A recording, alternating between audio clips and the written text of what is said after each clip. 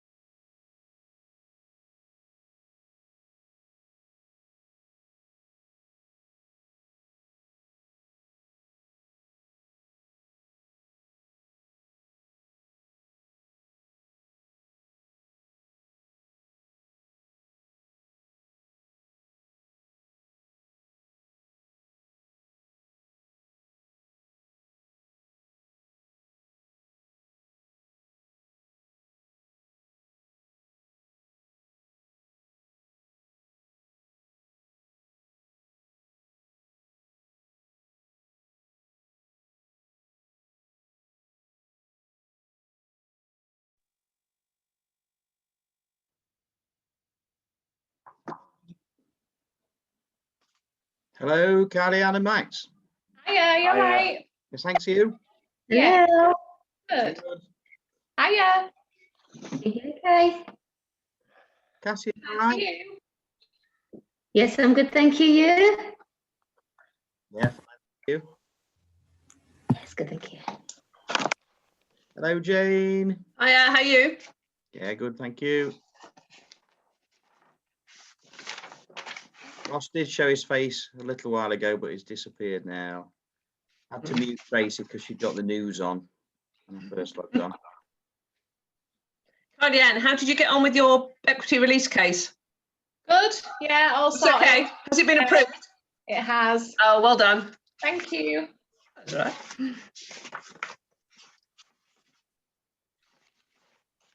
We'll wait a few minutes because there'll be a few more people, I'm sure. Not least Donald. I noticed he's had his hair cut this morning. Did you notice, Giuliana? I did. It was good, wasn't it? That Yeah, thing it this was good. morning? Yeah, it was good. Yeah, I enjoyed it. Here he is, look. With his new haircut. I just said to Carly, I noticed no haircut. on the Zoom you'd had your haircut. No haircut.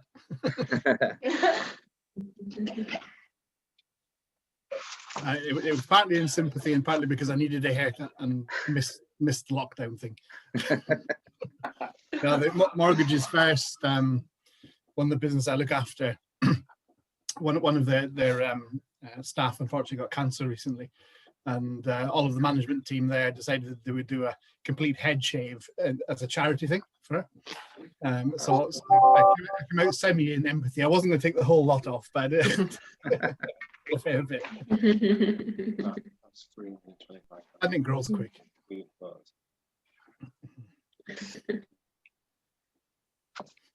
We'll have a couple more minutes. Hi, Sophie. Hi. We can see you now, Angie, but oh no, you've gone again. Can't hear you. Sophie and Sophie. Starting out my job. Oh yeah. It's not. Oh, yeah, Sophie and Sam. I'm getting confused as to who everyone is. How's the move, Cassia? I mean, the internet is still very, very weak. on my review, hopefully not, but it keeps saying that internet connection is unstable, so apologies if I would have. Plenty of boxes unboxed, presumably. Around is nice and clean. Everywhere else, it's the boxes still. Are you in the office, guys? Kylie Ann, Max? Yeah. Looking good.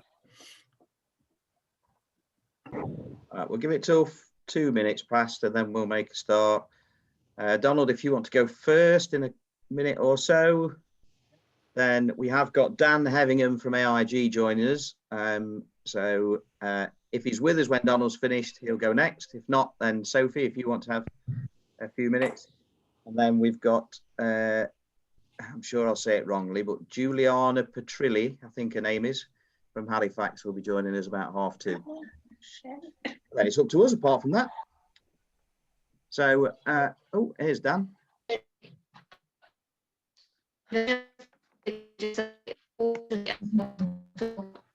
Angie, your internet connection's as good as Cassie's, so I'm going to mute you, sorry. For once, we're not the ones with bad internet. Hi, Dan. Hi, Steve. You okay? Yes, thanks to you. Yeah, apologies for the delay in coming in there. It was That's all right. Richard Branson's fault. I will. I can blame him for lots of things. You weren't on his island, were you? In fact, you're not on his island, I'm sure. Wish I was, mate, honestly. Right, let's make a start then. So just be careful, Richard's up front flying this plane. So don't start slagging him off. Otherwise, I won't be able to have my meeting. He might ditch you in the sea, Philip. So right, let's make a start then. So who's not been on? So Giuliana and Max, you're going to have to introduce yourselves. I think I'm just looking down. Oh, Amish. I don't think Amish has been on before. Amish has been on, yeah. Oh right, okay. So perhaps it was one when I wasn't on. So Giuliana and Max, come on, introduce yourself. Some people on here don't know who you are. I think most people do, but I'm Kylie Ann from KG Financial, and this is my glamorous assistant, Maxwell.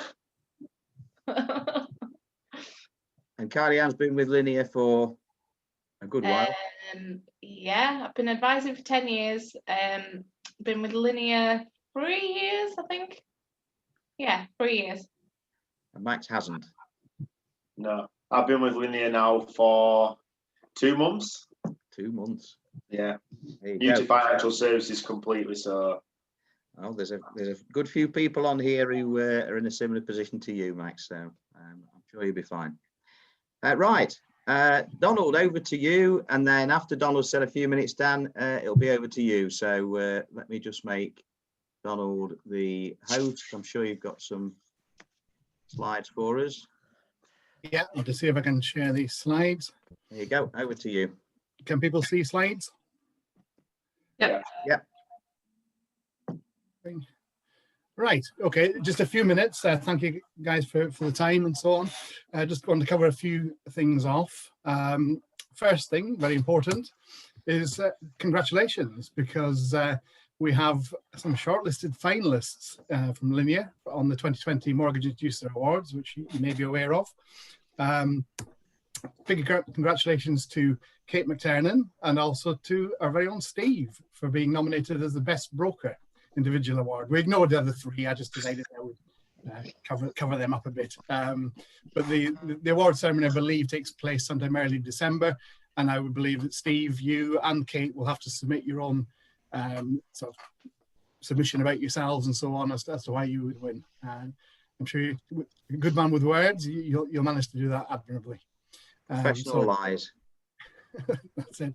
So congratulations on getting in the shortlist, because that in itself is something you can use within your own marketing going forward too, and also Linear itself. So, and again, I do thank Steve for this, because I know how much promotional work he did with his own clients to nominate Linear as in the category of Broker of the Year, less than 40 advisors. So there's Linear in the top 5. And it befalls to me to try and write 500 words about linear, which I'm sure I will be able to do. There's been loads of positive things this year that I think we can put forward to the judges. So I'll endeavour to get that done within the next week. So that's the initial congratulations out for everybody. Results-wise, network and so on, October, as you can see just from, you may not see the detail, but records all the way in October for Primus. Record number of applications in a day, in a week, in a month. Customers registered similarly, most ever in a day, in a week, in a month. Second best month ever for protection applications in across the networks at nearly 13,000 applications. And for all products together, so your protection, your GI, your mortgages, 30,500 products in last month. It was the second best ever, which is great given where we, the UK finds itself at the moment in terms of the challenges of COVID and so on. And as things are happening today, so we're sort of 10 days into November, or 8 working days into November. This is the network's projections and so on from this morning. So if you can see on the right hand side, mortgage applications year on year, and the last quarter of the year can always be a very good a good quarter in terms of October and November. We're tracking nicely ahead of last year's mortgage results in November, and also on protection. And you can see a very consistent result in the bar graphs on the left-hand side of the screen. That's the average number of applications landing per day, per working day. Although you can see the dips in the graph are where those people are gluttons for punishment work weekends. I can't stand that one myself, but some do. But you can see that over 500 mortgage applications a day is the norm for Primus as a whole, including linear. And a similar thing, a little bit more wavy on the protection side, but the same really. 500 protection applications a day. Richard's now targeting the sales director team to try and influence 700 plus a day, because it's being achieved. If you look at the 29th of October, there, 850 protection applications in one day was achieved. So yeah, it's it seems to be a successful time. It doesn't seem to be easing off at the moment either. And moving on to linear, just to give you a picture of the year to date, I've done a little bit of playing about with my graphs in terms of applications and completions. So the red bars are the commission values attributing to applications minus your broker fees. The commission TN plus fees is commission completions plus the broker fees that you charge. I wanted to try and do it simply because the broker fee tends to come in as an income figure earlier than the completion does. And in doing it, it made rather a nice sort of graph and trend for the year since we had lockdown, obviously, in April, May, which was sort of the lower point over here. The trend is very, very good. There was a little bit of dip in completion terms in October, but I think we're now rightly seeing that as being attributed to service levels. Service levels that are being delivered by lenders and conveyancers are naturally being challenged because of the volumes, because of the challenges of working from home, etc. But it would be really nice to see. I think November could yet track to being the best paid month of this year, which would be fantastic for you all, because that'll make Christmas pays rather good. So the pipeline's there to do it. Hopefully you guys are seeing the action on the ground, that's seeing the completions coming through. Certainly Lucy was tearing her hair out this morning because there's a whole load landed in suspense. I went, that's great, that's money coming in. So just let's help everybody get that through.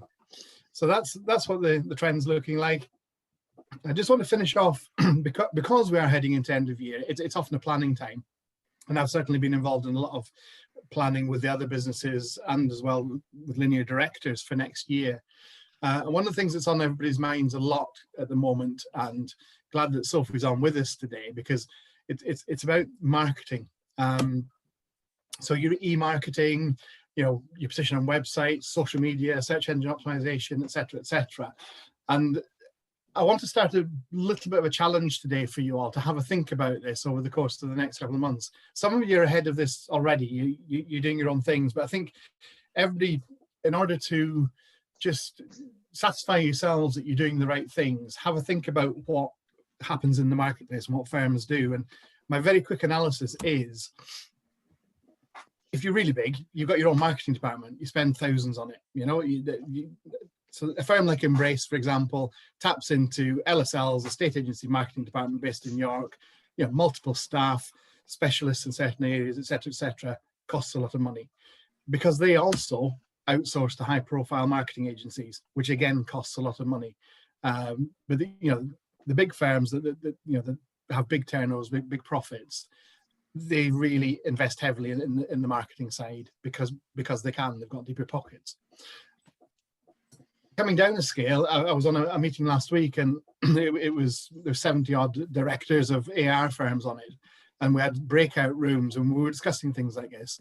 And there's a guy who was just starting with our Primus business down in the southeast, youngish guy, a bit like most of you apart from Steve, but he's got 6 advisors who work with him, servicing various estate agents and so on. And there's 2 other the other directors on board on this thing, and we said, so what do we all do? And we said to this, so what do you do to this guy? He says, I employ my own. He said, I employed my own marketing person because he was using outsourced and he couldn't quite influence it enough for the culture of his business. So he took the chance and took the choice to say, right, I'm going to bring somebody in who will absolutely get to know my business inside out, and that will be their job. Now, that's not exactly a big business, with 6 advisors. So people do this. Or you outsource to your marketing agencies, to your third parties, like Linear does with Soapy Group. You find somebody who can do your great value stuff, nicely profiled on the internet and so on, and you work with them, and you pay for their expertise. Then you come down a bit, you do it yourself. Now, that can work if you've got the right skill set, the right attitude and so on, and you're used to these kind of things, but it does take time, and your time is money for you as well. So you need to balance that out. And you've also got to think about, where do you get your materials from to keep things fresh, etc. Other things you can do is a bit more in line with some of the Linear model is be a bit hybrid with it. So do some yourself, have a look at various other options that you could have that tailored to your own pocket, basically.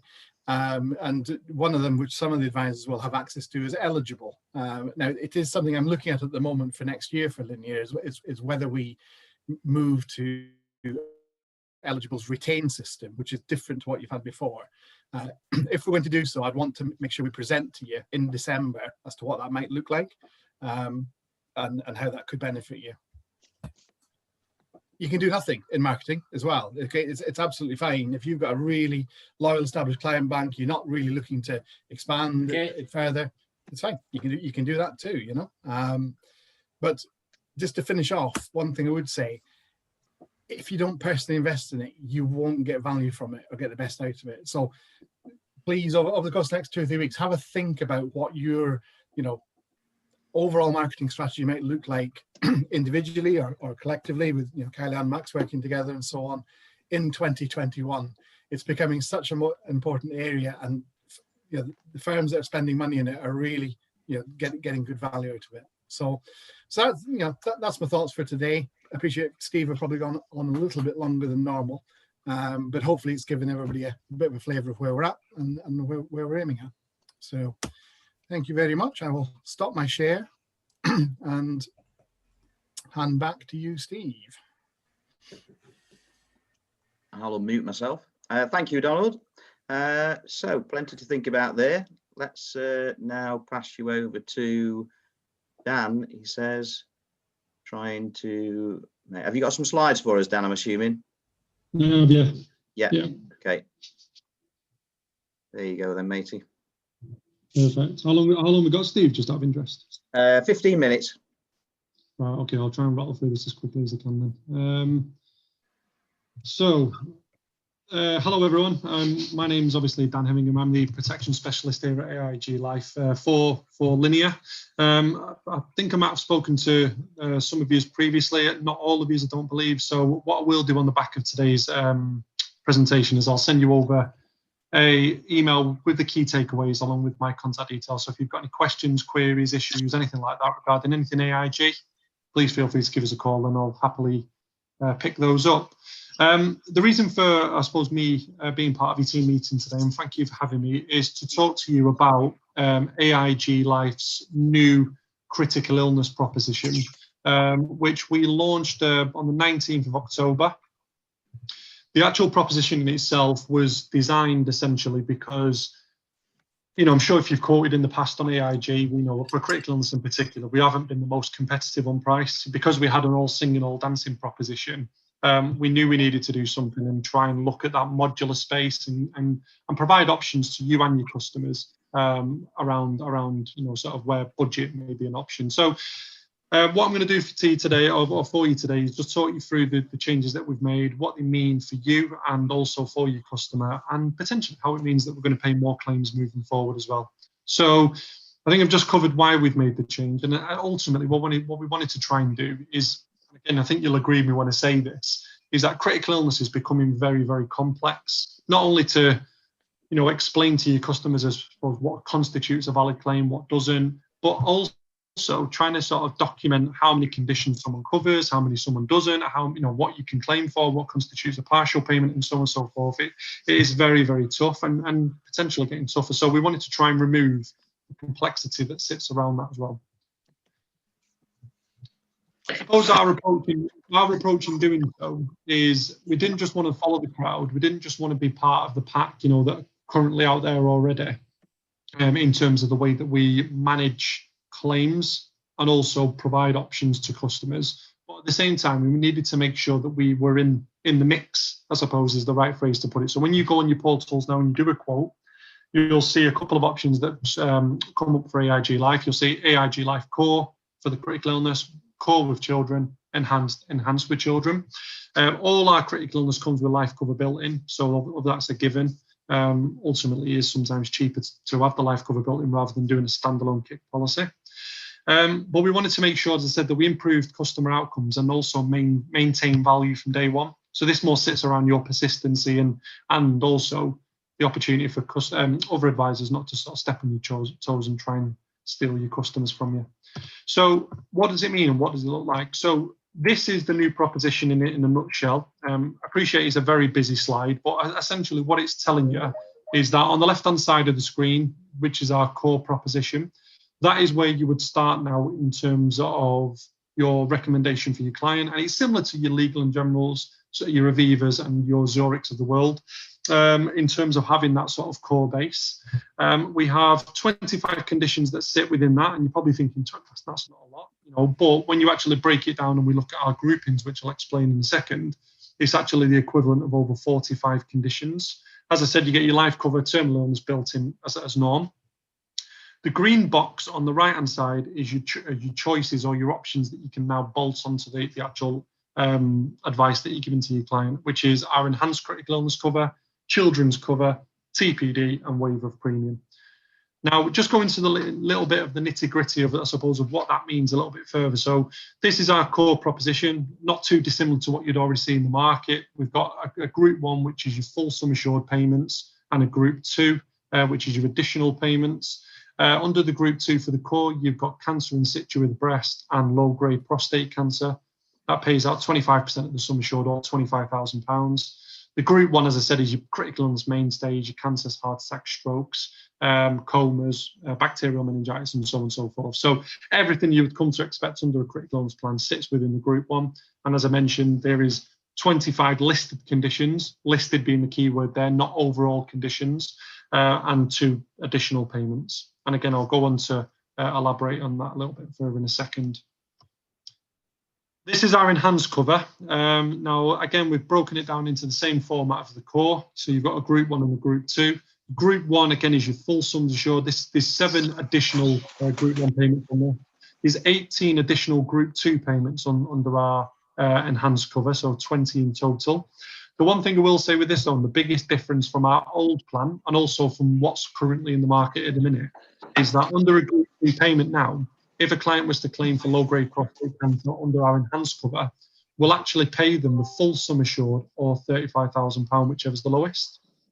which is a big difference, because if you're selling say a £30,000 critical illness policy to a customer and they claim under an additional payment, now with ourselves they'll actually receive the full sum assured, but keeping the full sum assured intact for any potential Group 1 payment in the future as well. So potentially they could get double the payout, which I think is a big bonus. I mean, in the past, we used to do it as 50% of the sum assured up to a maximum of 35k. So that's a big enhancement there. We still include the pregnancy cover as well as standard under the enhanced. So again, if you're selling a critical illness policy to a young couple that are looking to have kids, or they may have kids and having more kids, if they have a condition such as an ectopic pregnancy now, fetal death in the utero after 20 weeks gestation, will now pay out £5,000 on one of those conditions without affecting full sum assured, and it just means that they can take some time off to go through their own bereavement process without affecting their overall sum assured as well. So there's some big changes there, and again, I'm just going to go into a little bit of detail of what that means in a sec, but we've also completely decoupled the children's critical illness cover now from mum or dad's cover. Obviously, to add the children's cover, it's a flat fee of £7.50, regardless of how many kids you've got. So if you've got one child, it's £7.50, 10 children, it's £7.50, and it covers all children as well. Again, same route as the core and the enhanced cover. We broke it down into a Group 1 and a Group 2 element there. So because we've completely decoupled it though, again, if you're selling, say you sell a £10,000 critical illness policy to a female or a male life, they bolt on children's critical illness to it. With a lot of providers out there, again, they attach it to what mum or dad's sum assured is and pay a percentage up to a maximum of X. We don't do that anymore. So if mum or dad, take out a policy, again, irregardless of what their sum assured is, and their child claims under their children's critical illness cover, so let's say leukemia, which is a Group 1 condition, we will pay out £50,000. Now, again, it's a big enhancement from what we used to have. Under a Group 2 condition, that's probably less life-limiting conditions. But again, I'll send you all of these on an email afterwards. So I'm just mindful of the time. But we'll pay out £25,000 for Group 2 conditions. If a child was to claim under a Group 2 condition, and ultimately the condition gets worse, which pushes them into a Group 1 condition, we will pay out the initial £25,000, but also pay out the enhanced £25,000 to take them up to that maximum of £50,000 overall. So we still will cover that. We also have child life cover built in there. So again, if a child was to pass, we pay £10,000 in that instance. It's not a nice conversation, that, but it's there if needed. We also are the first in the market to introduce birth defect covers. Now, this is covering things such as cleft lip, cleft palate, dysplasia of the hip, or club foot. Again, child may need to go through some form of surgery. But if that was to happen, mum and dad want to take some time off to be with their child, again, we'll pay out £5,000 in that instance. Again, just allowing them not to worry about mortgages, bills, or whatever it might be. So again, first to market to do that, which again is a big step forward, and I do believe other providers will follow suit with that, moving forward as well. We also have hospitalisation built into it as well. And again, you're probably familiar with that from income protection plans. But again, with this now, if a child was to be admitted to hospital at any age up to the age of 22, after the 7th consecutive night of being in hospital, up to the maximum of 30 nights, we'll pay out £100 a night. Again, allowing mum and dad not to worry about mortgages, bills, car parking, whatever else that constitutes cost to them, whilst they be with their child. So again, loads of benefits there. It's been specifically made with children in mind, as you can probably see, and on the things such as CI Expert, De facto, FTRC. We do score very, very well in terms of the benefits that we now offer through our critical illness product. Now, that is, I suppose, a bit of an overview in terms of the breakdown that you now see on the portals. Just to give you a little bit more of an idea. So with the benefits, like I said, children's cover, you can add and remove that at any point throughout the plan term as well. So if you're speaking to a customer now who doesn't have kids, but looking to have kids in, say, 5 or 10 years, you can sell them a core product right now, or an enhanced product, and then look to bolt on the children's critical illness at point when they're trying for children, so keeping the cost down initially. We don't underwrite it when you do bolt it on, because we don't underwrite the children's element, but essentially that will only cost £7.50. So it's nice to have that in black and white, so you can see what's added and removed any time. Waiver of premium and TPD can be bolted on at point of sale and removed at any point. It can't be bolted on if you don't add it on initially. Now, I'm just going to quickly move on to better customer outcomes, because ultimately when we looked at our critical illness products, as I said, we didn't want to just follow the market in terms of going down the route of listed condition, will it pay out? If it's a listing condition, yes. It's not really fair that we look at that as a provider, and if a customer is diagnosed with a condition that isn't necessarily listed under their critical illness policy, but it still has a massive impact on them and it is critical, why shouldn't we pay out? So from our perspective, we've looked at that and we've kind of tried to implement into our proposition now. As I mentioned before, we talked about broader coverage and I talked about the number of conditions that we have within our plan. So we talked about 25 under the core. As you can see in front of you there in the purple box, these are 4 of the conditions that we now list. So degenerative neurological disorders, reduced heart function, surgery to the heart, aorta or pulmonary artery, and surgery via the skull. And what we've effectively done is just umbrellaed the condition. So on the right-hand side of that is everything that would be covered under those 4 conditions. And as you can see there, there's probably close to 30 conditions that sit within those 4 in particular. So although I say it's 25, it's probably more like 45 to 50 under our core product, and even more so in the enhanced as well. So that's just to give you a little bit of a flavour. The other thing I just would point out, if you can see under the degenerative disorder, on the right-hand side, there's an option or a bit there that says plus any other neurological condition that meets our criteria. Now, what I mean by that, and again, just to put it into context, is that, as I mentioned a second ago, we don't want to be in a position as a provider anymore that if a customer knocks on our door and says, I would like to claim under my critical illness plan, I've got a condition which unfortunately isn't named, but it's degenerative neurological disorder, and it's having a massive impact on my life, and it probably will kill me. And we turn around as a provider and go, unfortunately, it's not listed, we're not paying out. That is not fair, and it's not in the spirit of what critical illness is about. So what we've done now is we will, if you look at the degenerative disorder in front of you in the blue circle, the purple circle around or circles around it is generally what you would find under a critical illness policy. So Alzheimer's, motor neuron disease, Parkinson's, etc. The third one around, which is Friedreich's ataxia, isn't listed under a critical illness policy.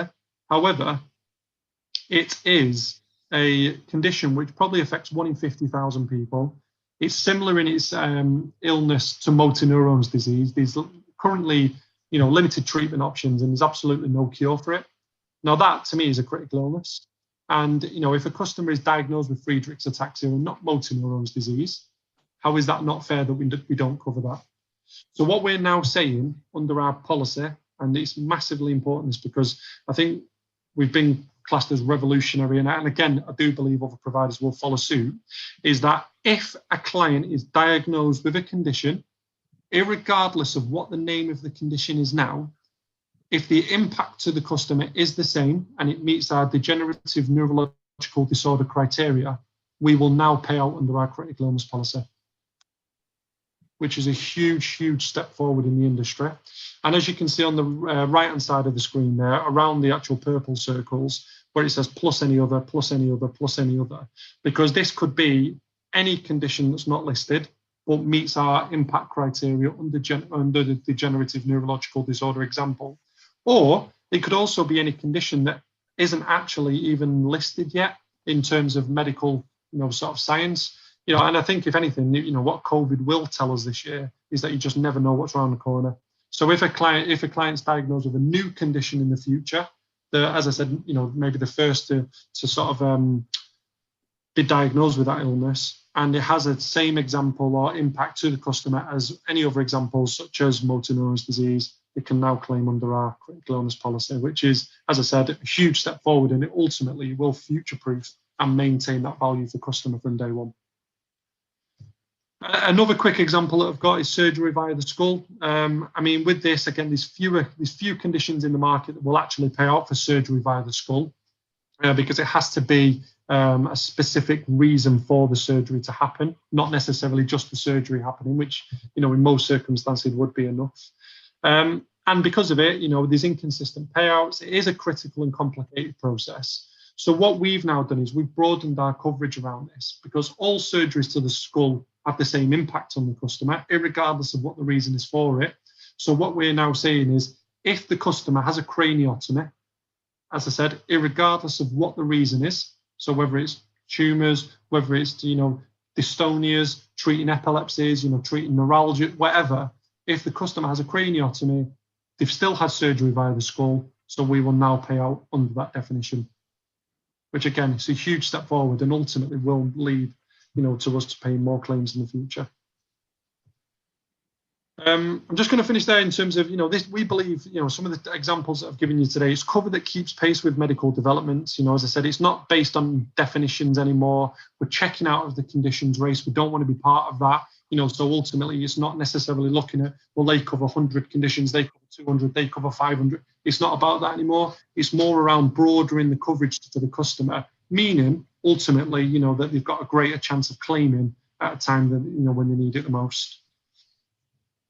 And last but not least, I just wanted to sort of also reiterate that customers also still have and will still have, across all AIG solutions, access to our Smart Health service.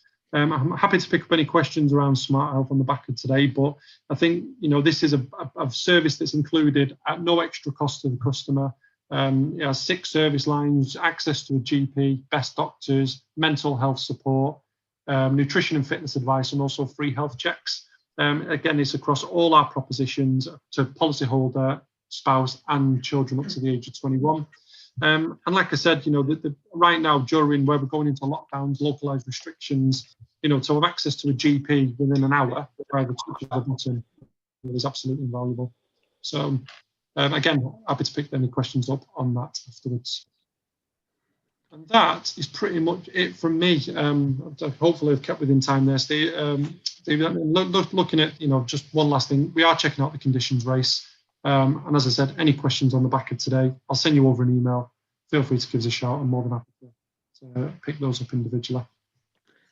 Thanks, Dan. Thank you, everyone. I've got cover with AIG, and we've used the telephone doctor, for want of a better phrase, the Smart Health service a couple of times, and it's been very, very good. Particularly the second time, because it was during COVID. Trying to get an appointment at my doctor's is mission impossible. The other thing I just wanted to share with you guys, because a lot of people don't have the benefit of using CI Expert. I've got a scenario here for clients where I quoted them prior to the changes on AIG, and then I redid it after the changes, and now they've gone down a different route. So this is I'll not give you the details as, in terms of clients' names, etc. But this is a young couple buying the first property, no children, want cover. This is a list from Solution Builder of the quotes. Hopefully you can all see that, ranging from £47.07 a month with Aviva down to wherever it is, £83.24 a month with Vitality. Now they haven't got children, so the full top cover we're talking about here, that really Dan's been talking about with everything in, is there at 63.62. But you'll see there are 1, 2, 3, 4, 5, 6, 7. There's 7 more expensive than that, and a number obviously more cheaper. But when I go on to CI Expert, guess which policy's top for those clients? Yeah, the AIG one. So although it's not the most expensive, it is the most relevant to those clients, and that wasn't the case before.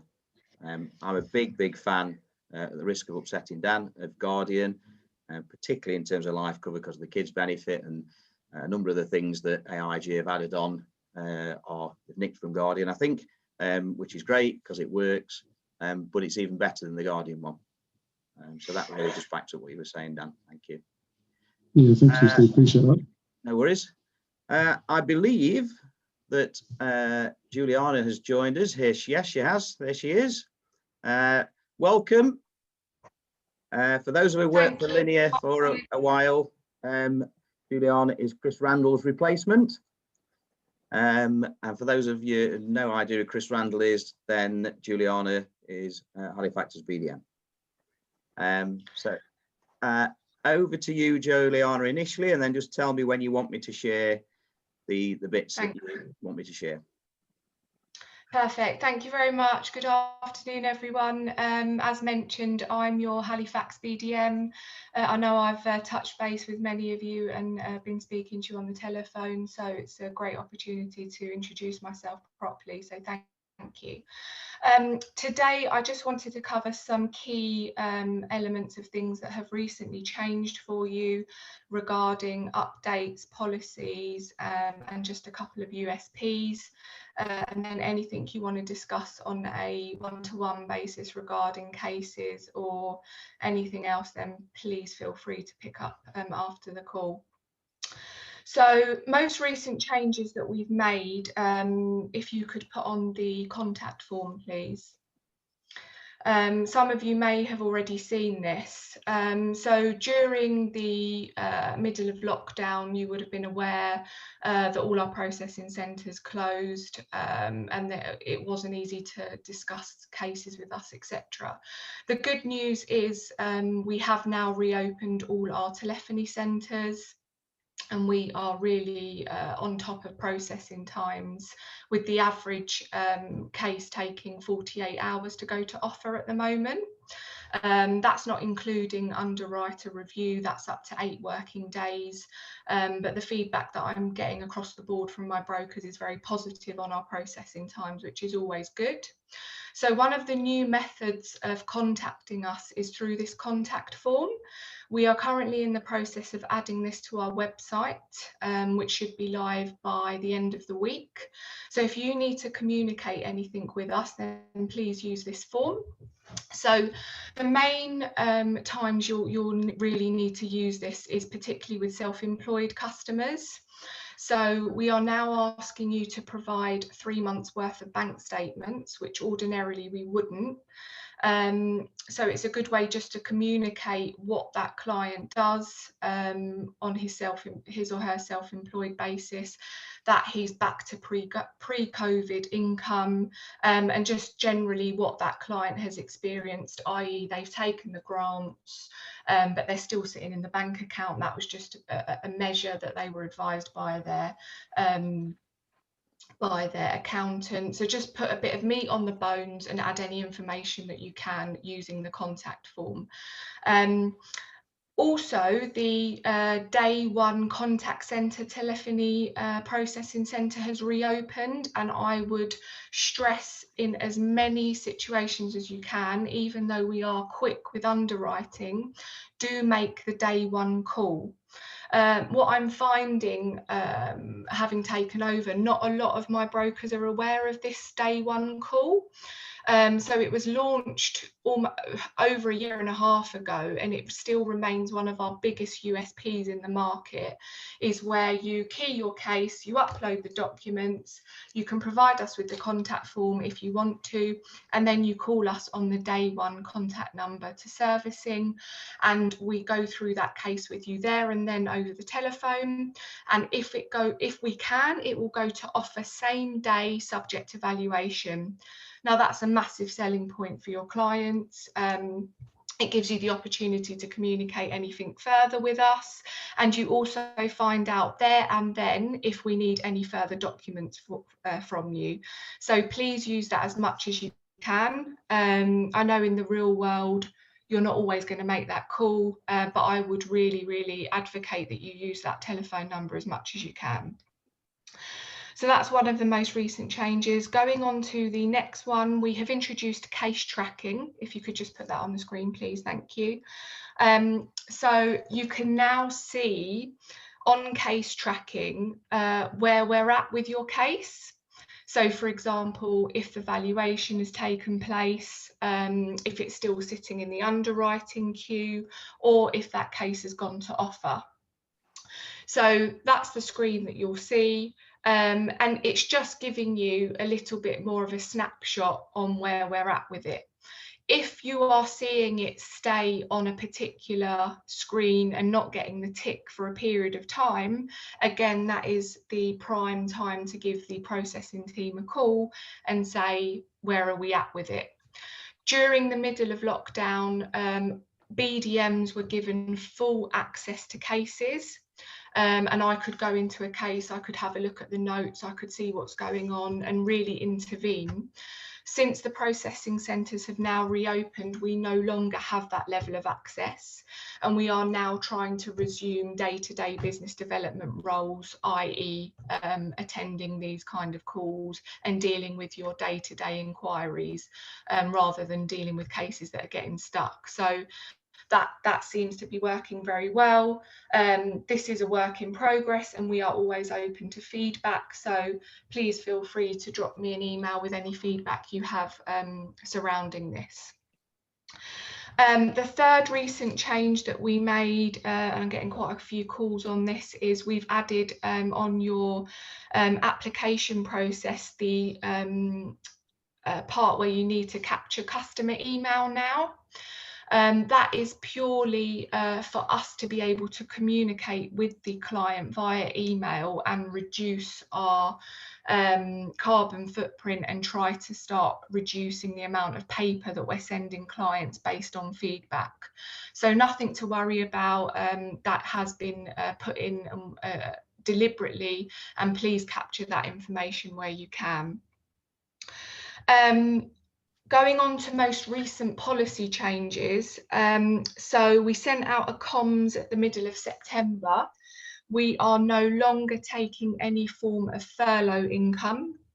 So very important, if a client has a mixture of furlough and PAYE income, or a letter advising from the employer that they're going back onto full salary, that they are no longer acceptable, we no longer take furlough income. So please bear that in mind.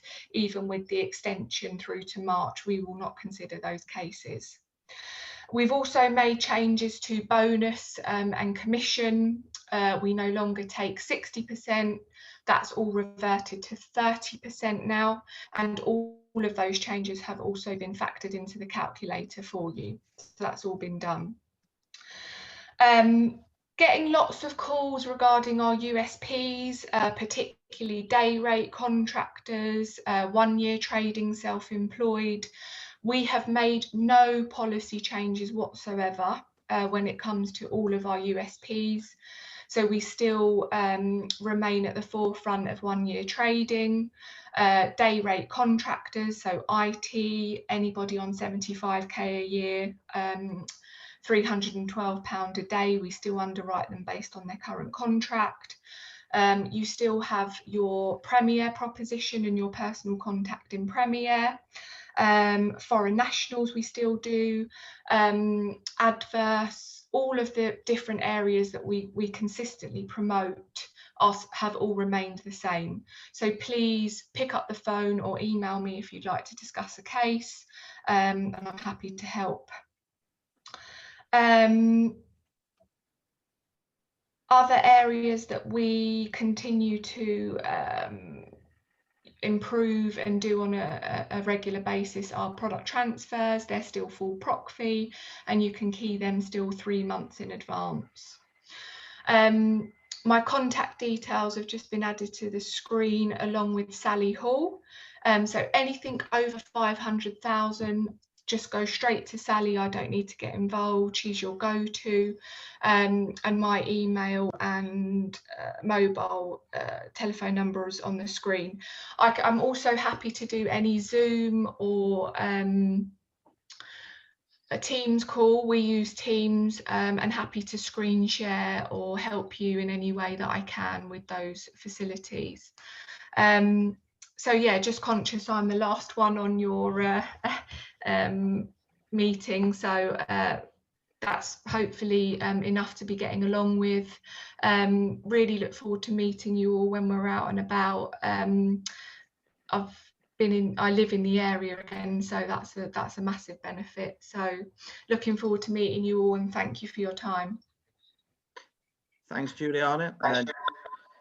Just to clarify, that's a different Sally Hall, as opposed to our Sally, who is she still on? Yes, she is. So it's not. Yeah, her. not me.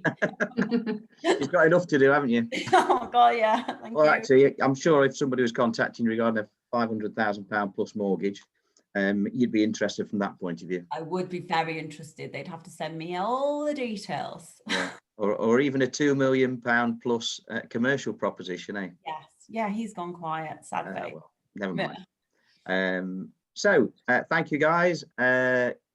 Giuliana and Dan, if you're still with us, by all means, you don't need to stay with us if you don't want to. I'm going to pass over now to Sophie from Sophie Group, see what she's got to say to us, and we'll carry on from there. So, Sophie, over to you. Thank you very much. I think, first of all, congratulations are in order for Steve and for Kate and for everybody at Linear, because I think it's absolutely fantastic that we've been shortlisted. So you'll have probably seen across social media that I did a nice sparkly post on LinkedIn and on Facebook, which Steve and Kate shared. So I think it's great. So congratulations to you guys and to everybody. I haven't got much in the way of sort of a report of what's going on at the moment. It's still sort of continuing on. We're still doing a few Facebook posts that you are all welcome to share, or you're all welcome to copy it and sort of rewrite it as your own. That's what it's there for. So please do that. I wanted to talk about 3 sort of trends that are happening at the moment, based on Google research, based on my own sort of expertise and knowledge of what's going on in the digital marketing world. And it's 3 things that I think might be quite useful for you all just to have a think about. Touching on what Donald said about thinking about marketing going forward and how you can all individually market yourselves as we go into 2021. One of the key areas at the moment that is absolutely booming is localism. So this is about marketing yourself locally. So localizing yourself as a service for the people within your community, within your local area, within your town, your neighborhood, if you want to get that close to the people that live around you. There was a report came out from Google recently that said that 57% of people surveyed said that they would specifically seek out local businesses and local services once restrictions have lifted, coming up to Christmas. And this is a huge thing, really, because whereas before there was so much choice across the internet where you can just basically Google and go with any company, people will shop on Amazon, people will go to John Lewis and shop there.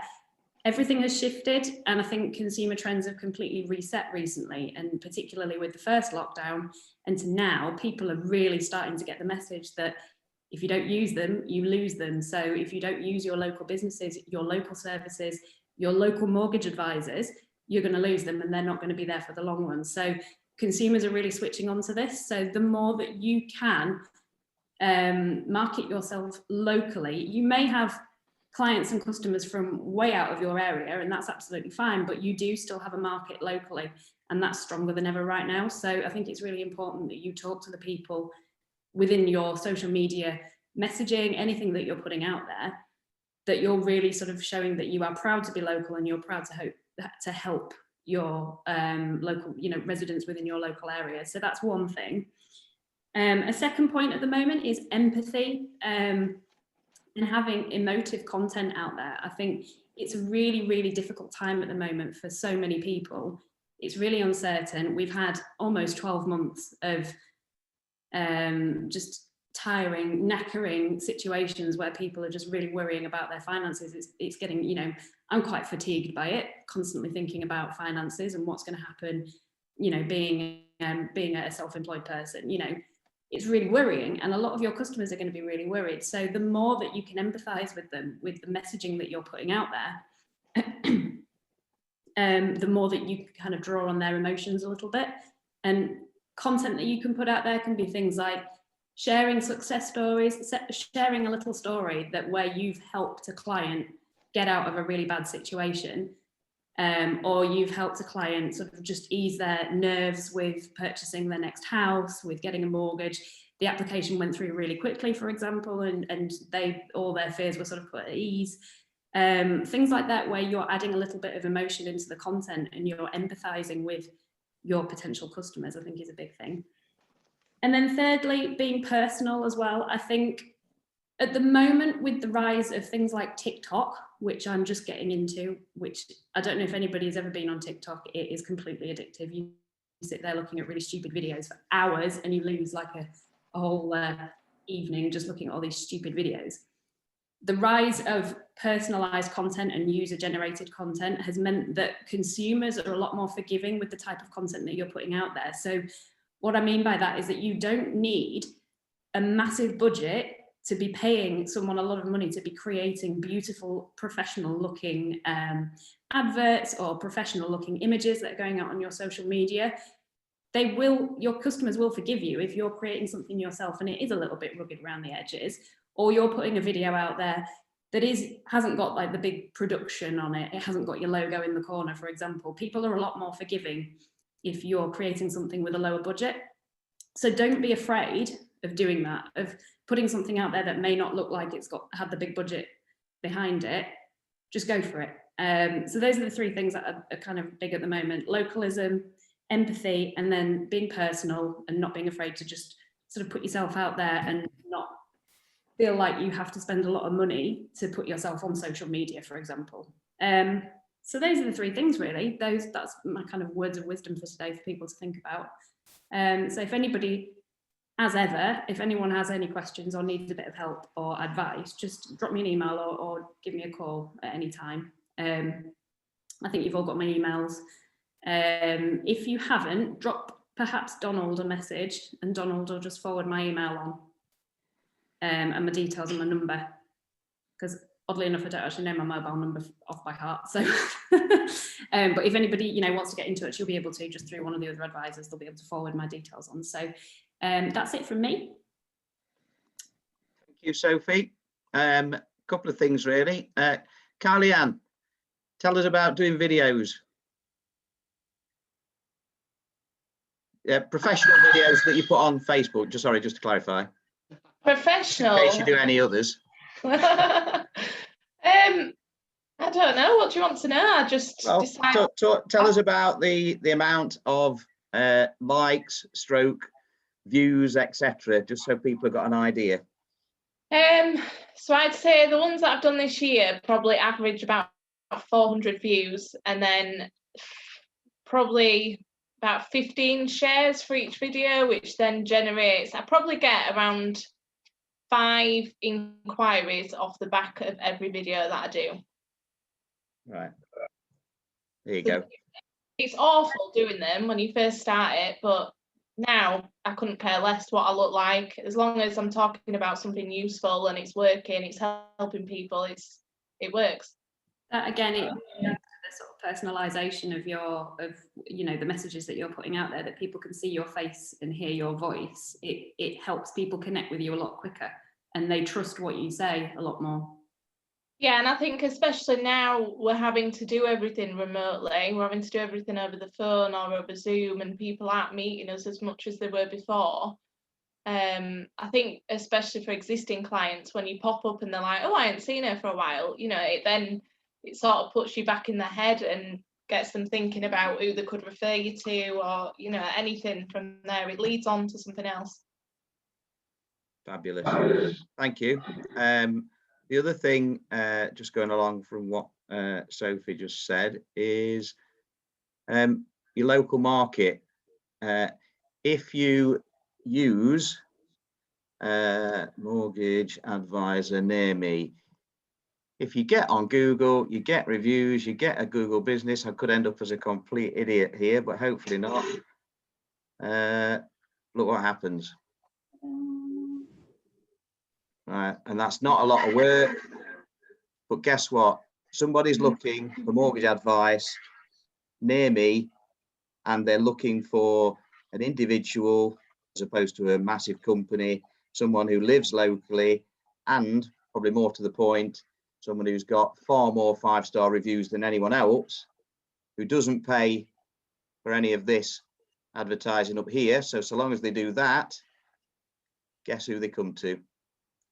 And I probably get a couple of enquiries every week now just from doing that. So again, just backing up the localism really. Sometimes I wish I lived in Kent so that I got £500,000 mortgage as opposed to 150,000, but hey ho, you can't have everything. So thank you, Sophie.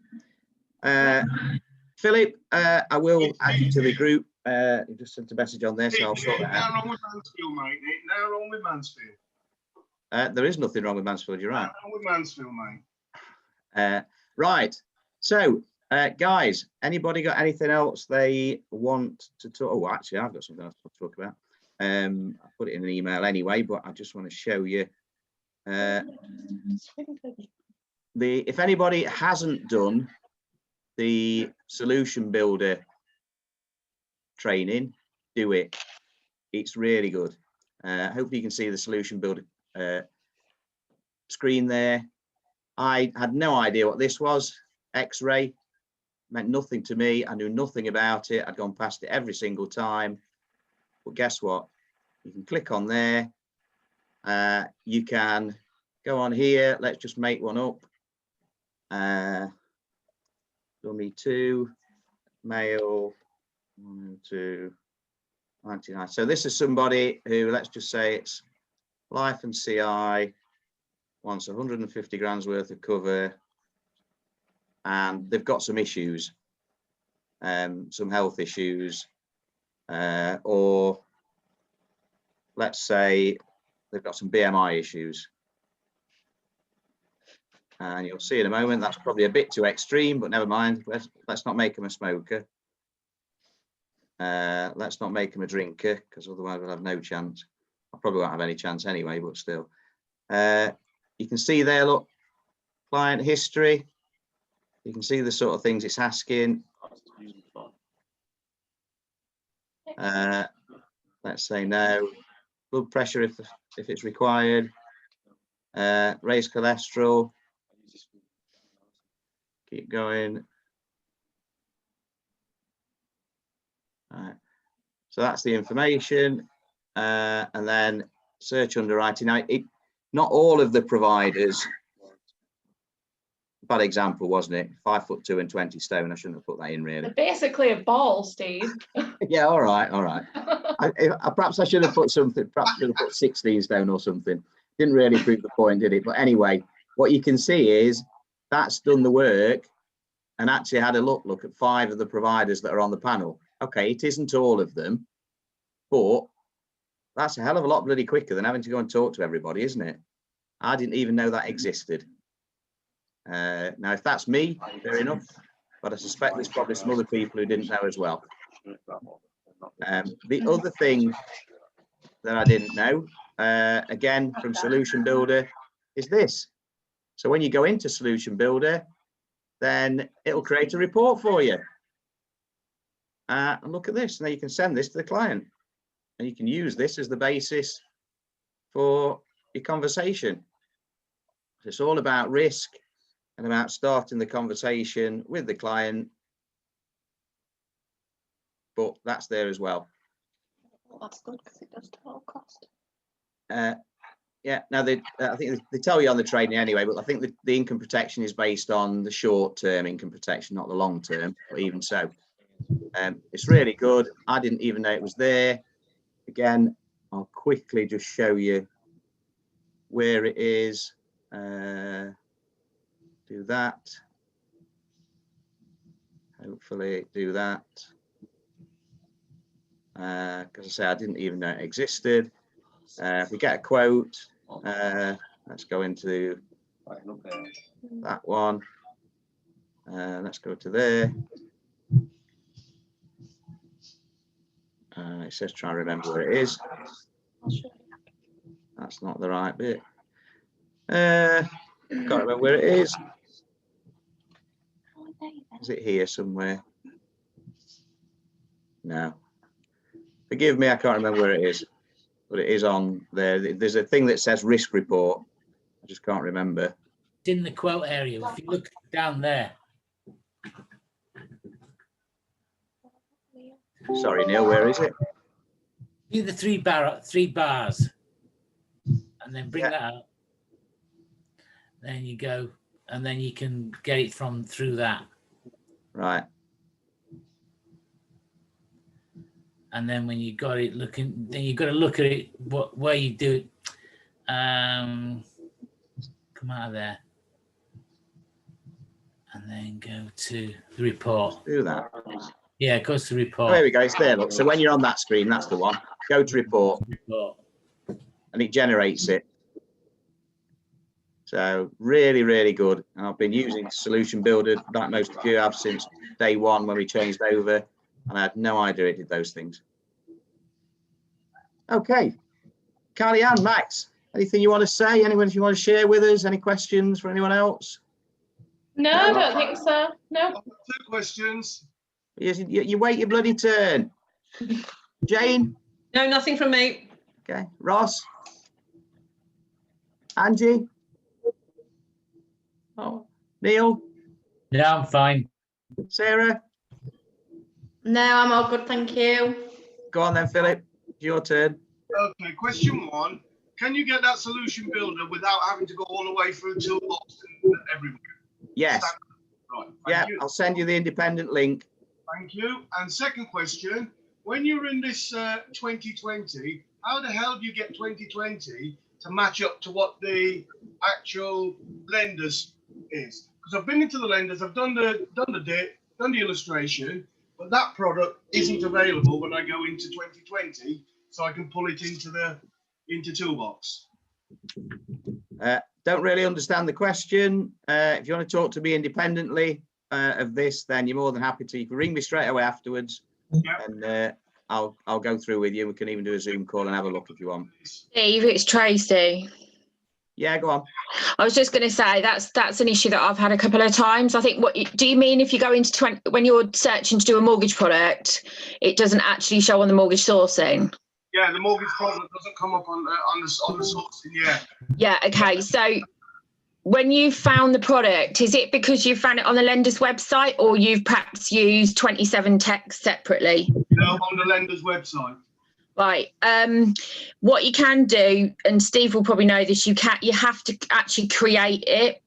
Because I've had this a couple of times with a lot of my buy-to-let stuff. So buy-to-let limited company, buy-to-let, just single residency. The products are not coming up.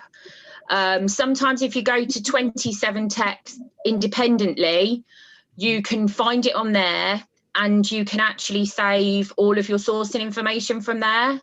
So illustration, your sourcing, and then what you have to do is create a product on Toolbox and import it all in, and then I just stick a note on the bottom.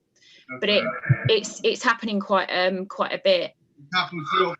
Yeah, Philip, talk to me separately if you give me a call, because I source everything separately. I always use 27 Tech independently. I never use it through Toolbox, and I don't have that issue. The problem is with Toolbox sometimes is you've got that much information in there about the client, it's giving reasons to not bring that product up. Whereas if you do it in 27 Tech and all you've done is put the client's name in, and pretty much that's it, and the details of the quote, guess what? It brings every product up. I've never had that as an issue. Okay, thank you. Donald? No, totally agree. Whoever's phone's ringing, can you switch it off or mute yourself? Asha, anything you want to say? No, not really. I've had a look at some information on the Payment Shield website. I don't know if any of you've got access to that or registered for it, but it's absolutely amazing. It's like general information for all general insurance, but also for Payment Shield as well. And there's loads of printable content and advertisement posters and stuff that you can actually send to the client as well. So if you do source Payment Shield, do recommend going on there, and they've got their own de facto compare tool on there that you can use. Really, really useful. There you go. We've had an email about it today. Yeah. So that's good stuff. Thanks, Asha. Thanks for joining us. Dan, any final message? No, just a word to say, I mean, if anyone's got any queries after this regarding anything protection, we've got a couple of products which I think, could be helpful when you're looking at mortgages in particular. So yeah, feel free to give us a shout, and like I said, I'm more than happy to support where I can. Thank you. Sophie, you've had your 15 minutes of fame, so I'm assuming there's nothing else you want to say. No, nothing else. Thank you. Tracy, anything you want to add? No, that's fine. Thank you. Sophie, too? No, nothing for me. Sally, too? Sally Hall, too? Not the Premier one from Halifax? Oh, I'm good. Thank you. Good. Amish? No, nothing from me, Stephen. And last but not least, Shamina. Nothing from me too. Thank you.